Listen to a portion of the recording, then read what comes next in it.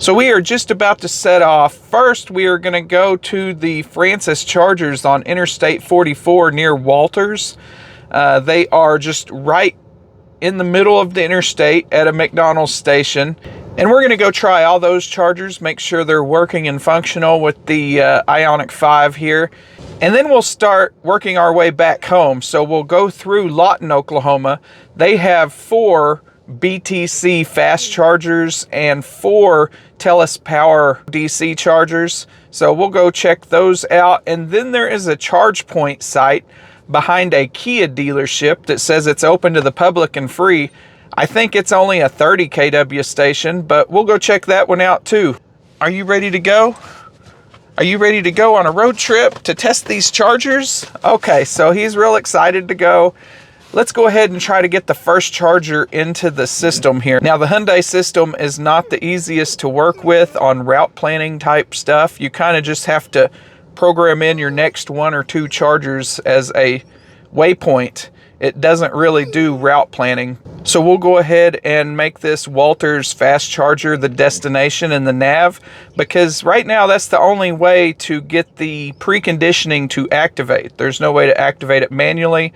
That charger has to be in there, and it actually has to be in the navigation as an actual charger, because you saw in yesterday's video, I actually navigated to the Hobart fast charger and it did not precondition. So let's go ahead and check this out.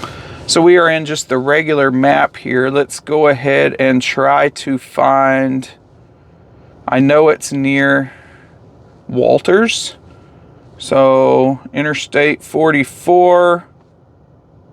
Oh man, it switches the map upside down. Let's change that. Okay, now we got to find Walters. Oh, this is I-35. Where's Interstate 44? There it is. This map, I feel like I'm in 2004 MapQuest. I mean, it just feels so old. So we need to find Walters here. So there's Walters. Okay, now I can see something. So I think this is where the McDonald's is, right here. So it's still not showing a charging station. Oh, look, there it is. If I zoom way in, there is a little plug there. Easy Go, H.E. Bailey Turnpike. See, I don't know why it didn't show that when I'm more zoomed out.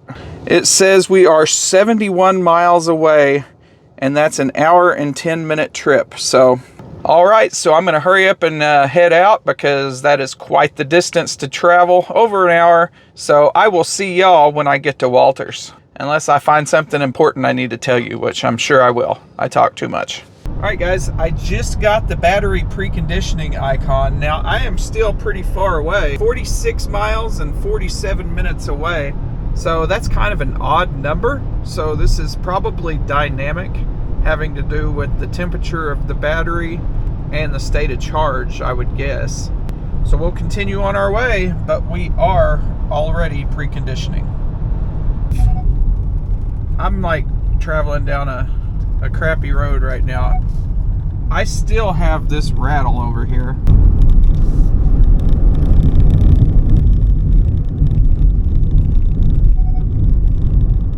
I don't know why this thing's bleeping and blopping so much. There's no lines on this little county road, but the car just keeps beeping and beeping and beeping and beeping. I guess that's a Hyundai thing. But we are cruising, and I just got this rattle over here.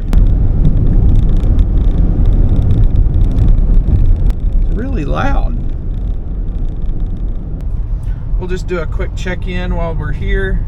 We are 18 miles away, 18 minutes away, driving out here in the middle of nowhere in Oklahoma on a county road. Not a lot to report besides this. I just got a message on the bottom of the screen here that said conditioning complete. So I'll take a screenshot from my phone now, and we'll see what the final temperature is when it thinks it's done preconditioning. That preconditioning did take quite a chunk out of my battery. If you go over here, you can see the car used 15% of my battery, And it might have been higher than that because I've been going for about 5 minutes since the preconditioning stopped. I just now thought to look over here, but it used 15% of my battery, and I am now below 50%. So let's go ahead and open this up. Now we're gonna look here on the side of this machine. This is a different model than the one we had the other day. This is an L3S 50 kW. See, this one is a 480 volt 3-phase on the input. The other one was a 208 on the input. So let's see if there's a difference between these two stations. So let's go ahead and plug in first here.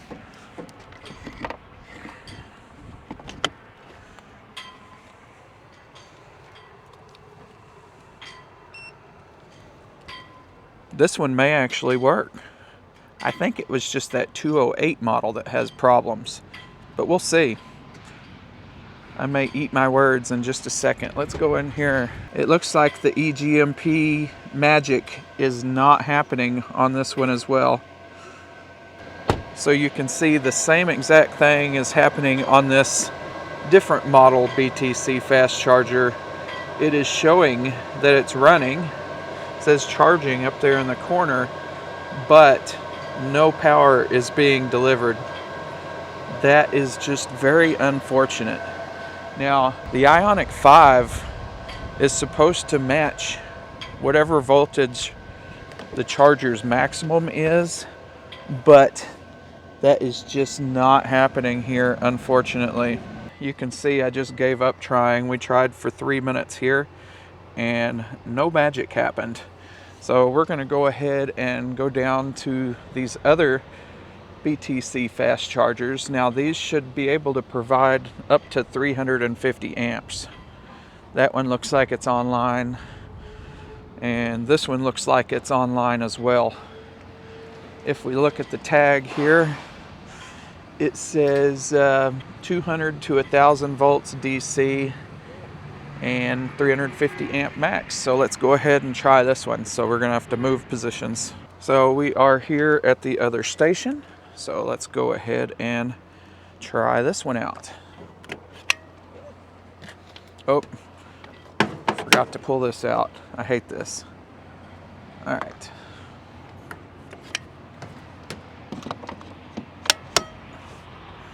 Okay, it is plugged in.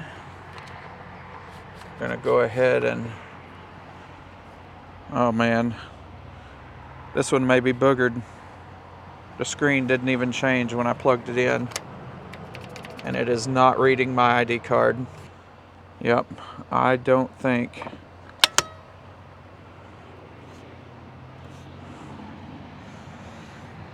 this one's working, guys. Oh, unavailable. Sorry for the inconvenience. This one is unavailable here. Our last hope is this one. Hopefully, third time's the charm. Man, Francis, you got to get this stuff figured out. So here we go again with our third and final shot at getting to charge here. So we'll go ahead and come over here and see. This one shows available. So let's see if it'll go. Got our car plugged in, and now we're gonna tap our fast card, tap our RFID card, and it did go through this time, so that's promising. Noises are being made. Let's go look at this in here. EVSE target voltage is 450, so it is outputting 450 volts. I'm not sure why it hasn't upped to 1000 volts. EVSE output current 122 amps. No idea why it's limiting. The battery should be very nice and toasty. We can check that real quick by going over to this screen here. So yeah, The battery is 82, so I should be able to get the juice. So this is obviously just a station fault. So since I'm paying by the minute here, I'm going to go ahead and stop that. Oh, it jumped up to 4 minutes right when I stopped it. So charge time 4 minutes, energy delivered 3.2 kilowatt hours. This is a very poor showing for this site. Now, just to sum things up here, both of those stations down there would not charge this car, and this station here has a CCS fault. If you look here on the screen, it shows the CCS is unavailable. So that is literally the only station that will charge a EGMP platform car, and it's limited to 50 kW or 120 amps. What is going on here? So we are en route to the Lawton station now. There is 4 of those high-powered 350 amp BTC stations, and 4 of the, I don't know what their amp limit is, 140 amps, 160, somewhere around there, the Telus power stations. I did get a note down here on my screen that battery preconditioning was reactivated to enable fast charging. I don't remember exactly what it said, but something to that effect. So we are battery preconditioning again. Now, you can see here on this screen, yes, it does show where we're going. Electric use. So there you go. Since I did put the car in park, it reset these numbers, but it is actively heating the battery at 4.4 kilowatts now. To tell you the truth, it's probably still close to the optimal temperature because it literally just did this and I wasn't at the other station but for maybe 15 minutes. So we made it to the fast charger site here in Lawton, Oklahoma. These are the Telus Power lower powered units. We're going to try them first. They are 140 amps, 500 DC stations. They all seem to be online.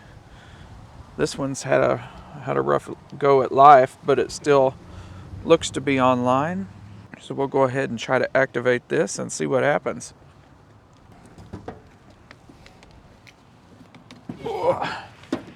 Let's see.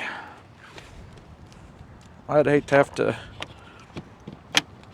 maneuver this thing if it was cold. The station beeped. It says please use RFID card. I did. Stuff is clicking.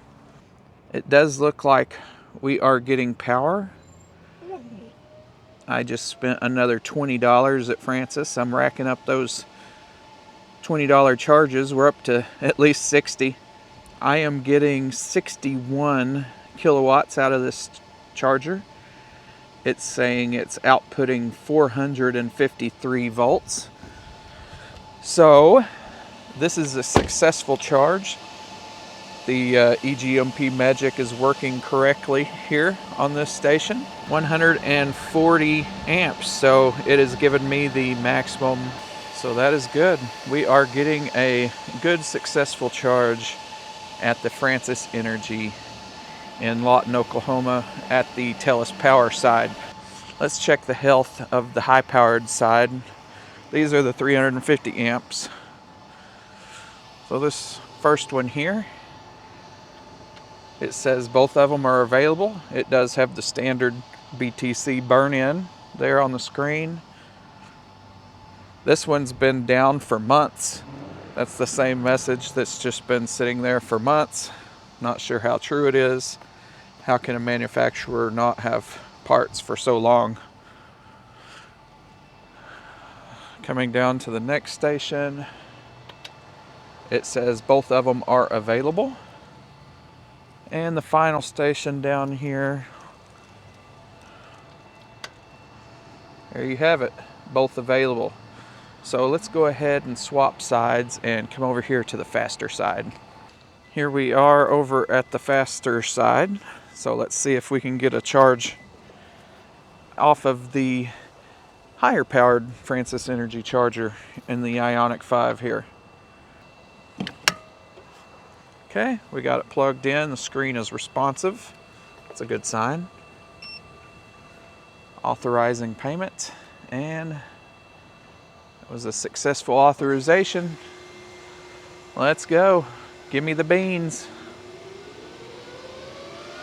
Oh, I just got another charge for $20.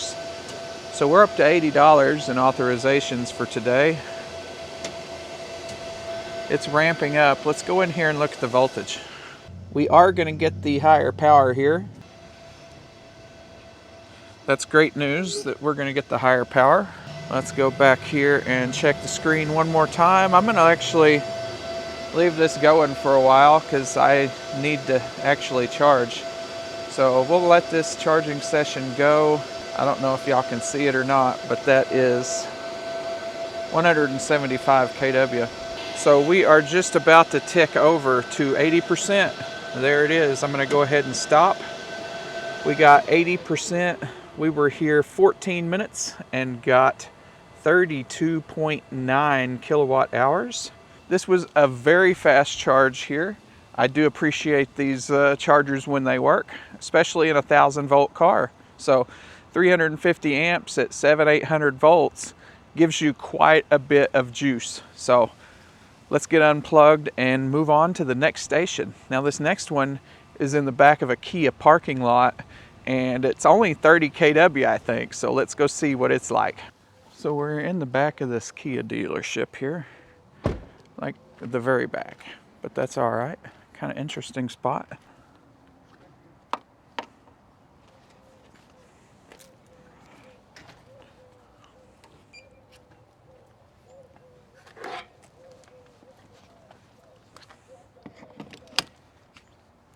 You have to use your charge point RFID.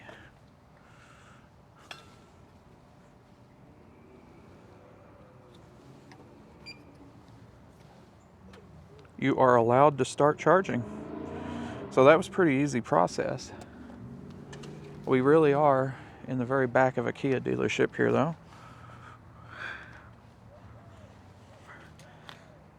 This is a ABB station. I hear the car making clicks. We are at 78%. We did drive across town. All right, we're getting 22 kW. Is that a 1,000-volt EVSE? It says it's putting out 766 volts. It says EVSE maximum voltage 908. Well, that's surprising, but we are certainly getting the juice. 22 kW right now. 1,000 volts. Let's see, DC output 150 to 920 volts, max 60 amps. That's a very nice basic DC fast charger.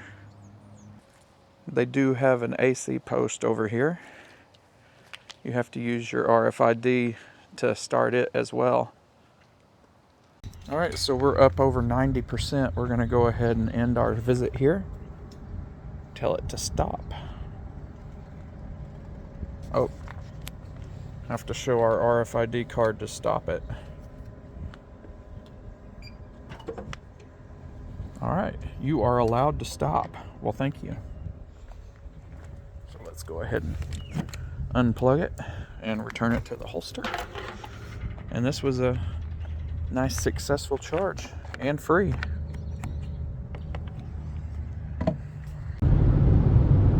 Well, thanks for hanging out with me today while we drove around and tested some fast charger stations. Duck is completely conked out back there, and I'm ready to hit my lazy chair too, but we did have a good time testing out these 3 fast chargers. The Lawton site was completely good, except for the stations that were obviously down. There was no problems charging there. The Walters site was a train wreck. It seems I was only able to charge on one of the stations, and that was at a 50 kW maximum. So anyone else in a 400-volt car could have probably driven up and charged on 3 of the stations, but they were limited to 50 kW. And then we went and checked out that Kia dealership one, and it did what it was supposed to do. It was kind of tucked away way in the back, but hey, free electrons is free electron. So thanks for watching today's video, and I will see you in the next one.